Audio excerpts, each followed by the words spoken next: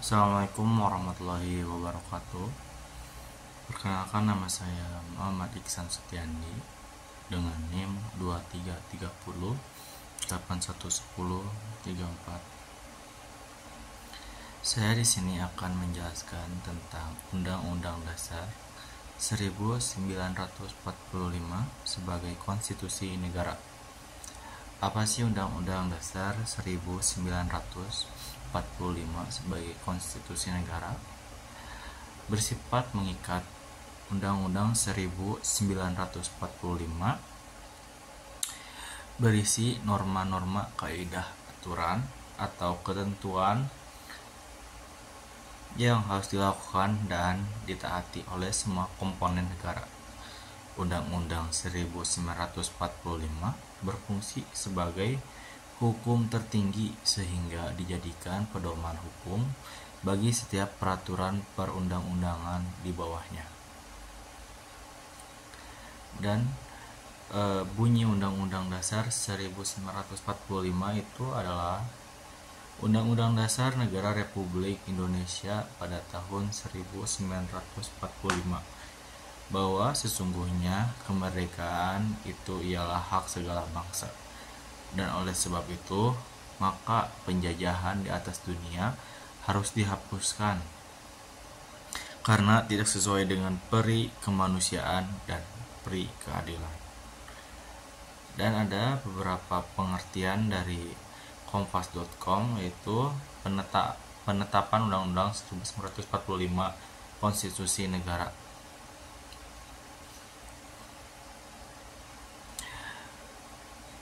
Suatu negara membuktikan konstitusi sebagai landasan berpijak bagi pemerintahan dan rakyatnya. Indonesia mempunyai UUD 45 sebagai konstitusi Republik Indonesia. UUD 45 mulai diperlukan di Indonesia sejak 5 Juli 1949 yang berisi tentang aturan-aturan dasar dalam penyelenggaraan negara.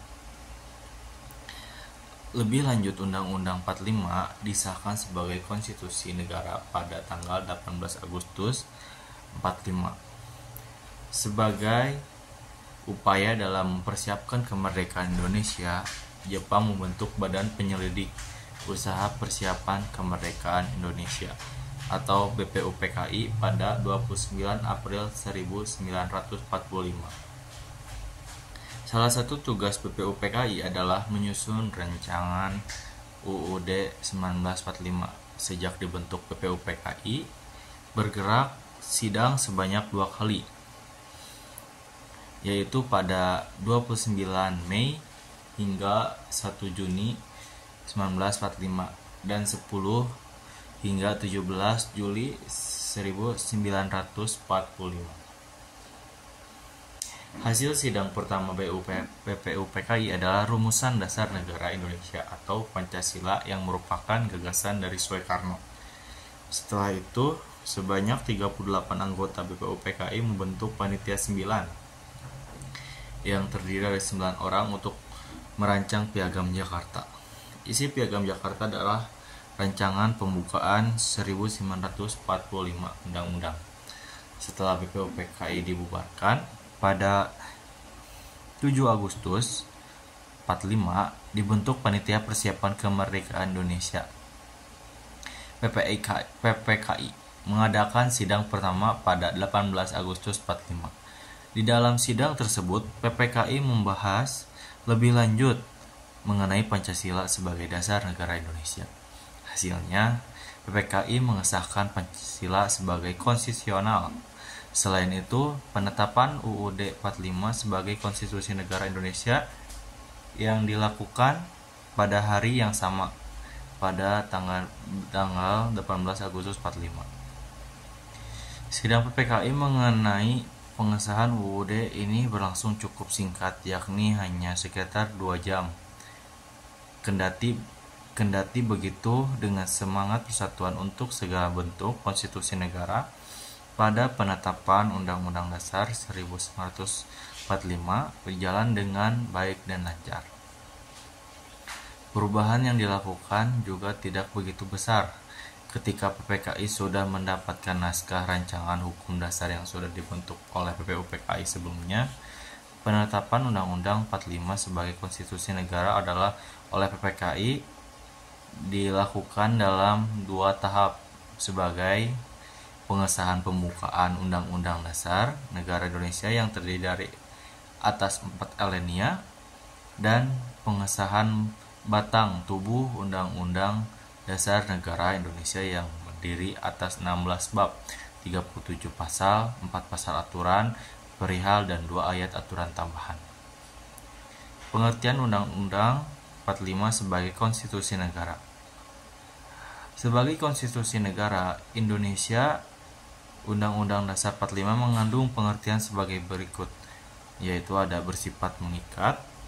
Undang-Undang Dasar 45 berisi norma-norma, kaidah, aturan, atau ketentuan yang harus dilakukan dan ditaati oleh semua komponen negara.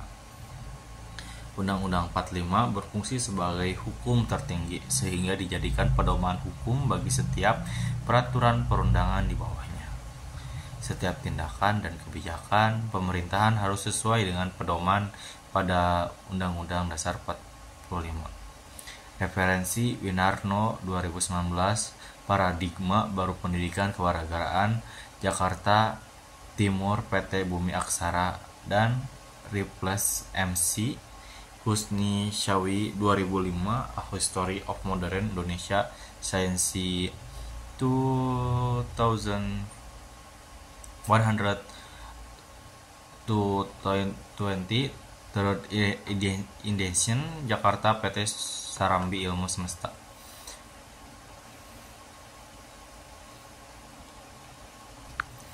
Undang-Undang Dasar Negara Republik Indonesia tahun 1945 pembukaan bahwa sesungguhnya kemerdekaan itu ialah hak segala bangsa, dan oleh sebab itu maka penjajahan di atas dunia harus dihapuskan karena tidak sesuai dengan peri kemanusiaan dan peri keadilan.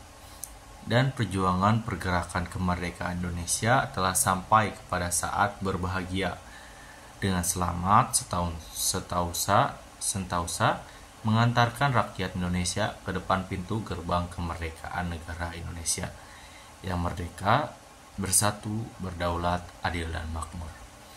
Atas berkat rahmat Allah yang Maha Kuasa dan dengan didorongkan oleh keinginan luhur supaya kehidupan bangsa yang bebas, maka rakyat Indonesia dinyatakan dengan ini kemerdekaannya. Kemudian daripada itu membentuk suatu pemerintahan negara Indonesia yang melindungi segenap bangsa Indonesia dan seluruh tumpah darah Indonesia, dan untuk memajukan kesejahteraan umum, mencerdaskan kehidupan bangsa, dan ikut melaksanakan ketertiban dunia yang berdasarkan kemerdekaan, perdamaian abadi, dan keadilan sosial. Maka disusunlah kemerdekaan kebangsaan Indonesia itu dalam suatu Undang-Undang Dasar Negara Indonesia yang berbentuk dalam suatu susunan negara Republik Indonesia yang berkedaulatan rakyat dengan berdasarkan kepada ketuhanan yang Maha Esa, kemanusiaan yang adil dan beradab, persatuan Indonesia, dan kerakyatan yang dipimpin oleh hikmat kebijaksanaan dalam permusyawaratan perwakilan, serta dengan mewujudkan suatu keadilan sosial bagi seluruh rakyat Indonesia. Dan pasal yang pertama itu ada negara Indonesia ialah negara kesatuan yang berbentuk republik, kedaulatan berada di tangan rakyat yang dilaksanakan menurut Undang-Undang Dasar 45. Negara Indonesia adalah negara hukum. Pasal kedua ada Majelis Permusyawaratan Rakyat, terdiri dari atas anggota Dewan Perwakilan Rakyat dan anggota Dewan Perwakilan Daerah yang dipilih melalui pemilihan umum, diatur lebih lanjut dengan undang-undang. Yang kedua ada Majelis Permusyawaratan Rakyat, bersidang sedikitnya sekali dalam 5 tahun di ibu kota negara. Ketiga, segala keputusan Majelis Permusyawaratan Rakyat ditetapkan dengan suara yang terbanyak. Pasal ketiga ada Majelis Permusyawaratan Rakyat berwenang mengubah dan menetapkan undang-undang dasar. Majelis Permusyawaratan rakyat melantik presiden dan atau wakil presiden. Majelis Permusyawaratan Rakyat hanya dapat memberhentikan presiden atau wakil presiden dalam masa jabatan menurut Undang-Undang Dasar. Presiden Republik Indonesia memegang kekuasaan pemerintahan menurut Undang-Undang Dasar. Dalam melakukan kewajiban, presiden dibantu oleh suatu orang wakil presiden. Pasal kelima, presiden berhak mengajukan rancangan undang-undang dasar kepada Dewan Perwakilan Rakyat. Presiden menetapkan peraturan pemerintahan untuk menjalankan sebagai mestinya.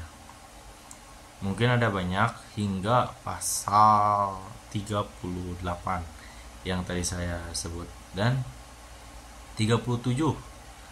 Dan ada pasal tambahan hingga pasal 2.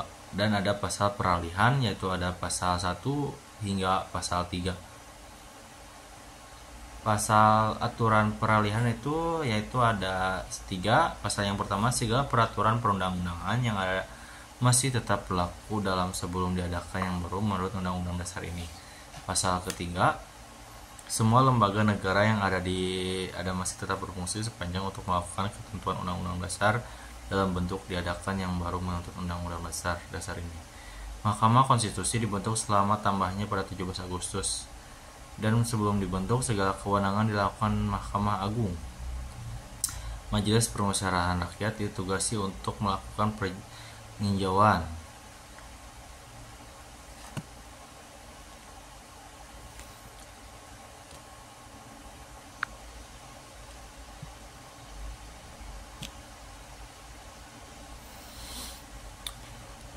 Sekian penjelasan tentang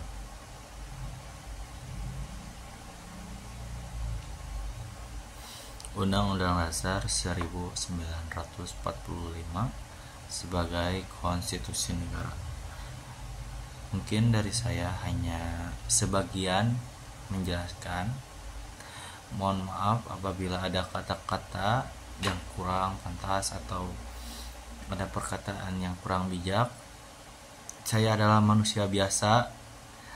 Mohon maaf apabila apapun itu. Sekian dari saya. Assalamualaikum warahmatullahi wabarakatuh. Proklamasi. Kami, bangsa Indonesia, dengan ini menyatakan kemerdekaan Indonesia. Hal-hal yang mengenai pemindahan kekuasaan dan lain-lain diselenggarakan dengan cara saksama dan dalam tempo yang sesingkat-singkatnya. Jakarta, 17 Agustus 1945, atas nama bangsa Indonesia, Soekarno Hatta.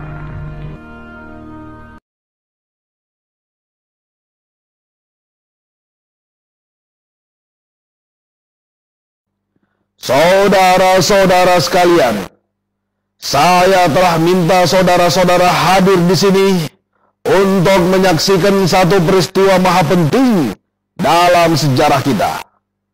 Berpuluh-puluh tahun kita bangsa Indonesia telah berjuang untuk kemerdekaan tanah air kita. Bahkan telah beratus-ratus tahun. Gelombang aksi kita untuk mencapai kemerdekaan kita itu ada naiknya dan ada turunnya. Tetapi jiwa kita tetap menuju ke arah cita-cita. Juga di dalam zaman Jepang, usaha kita untuk mencapai kemerdekaan nasional tidak berhenti-henti.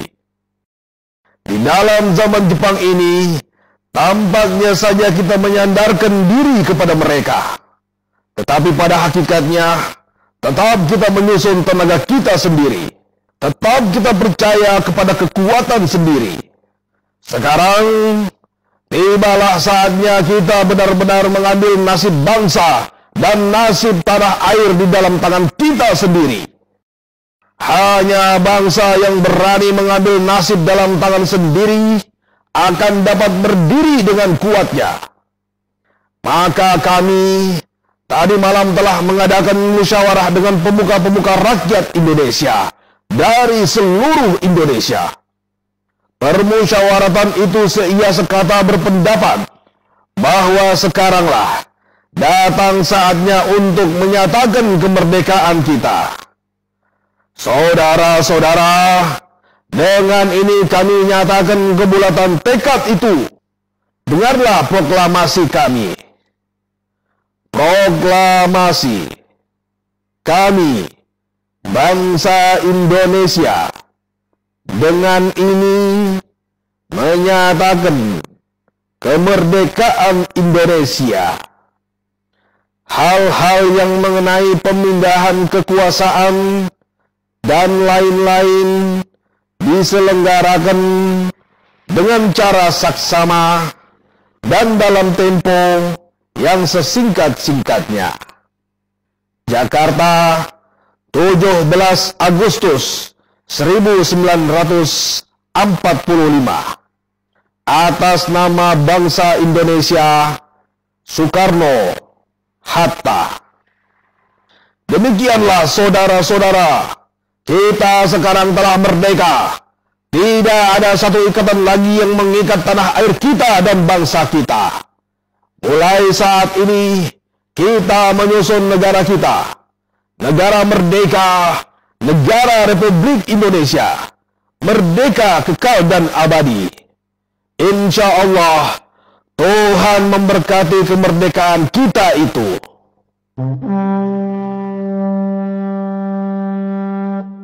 Thank you.